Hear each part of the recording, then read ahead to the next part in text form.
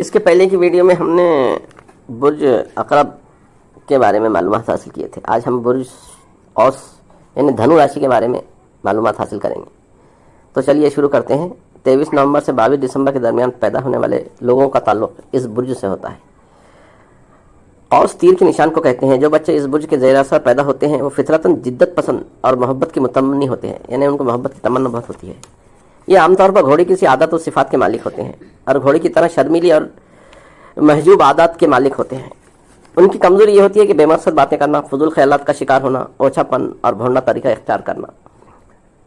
उनमें self confidence यानी भरोसे की कमी होता है और थोड़े से सुस्त और काहिल होते हैं।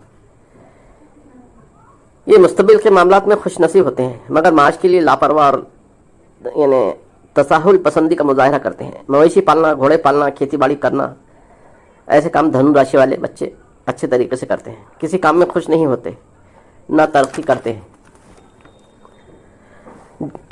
ऐसे कामों में खुश नहीं होते जो एक ही मरकज पर बांध कर रख दे।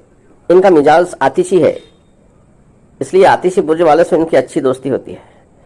और जहाँ तक इनके राशि का ताल्लुक है तो ये जमकर काम भी करना पड़े तो करते हैं और उनको नकलो हरकत यानी ट्रैवलिंग वगैरह का काम करना पड़े तो भी करते हैं।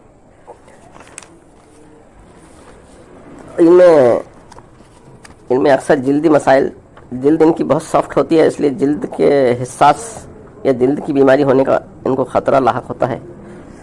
धनु राशि वालों की एक खास बात यह होती है कि मुतजस्सुस यानी उनमें हर बात का जुस्तजू रहती, तजस्सुस रहता है। आज़ादी पसंद होते हैं। मादियत परस्त यानी पैसे दौलत के मामले में थोड़े से मादियत परस्ती होती है उनमें, यानी माल को ज़्यादा पसंद करते हैं। माली तौर पर खुश नसीब होते हैं।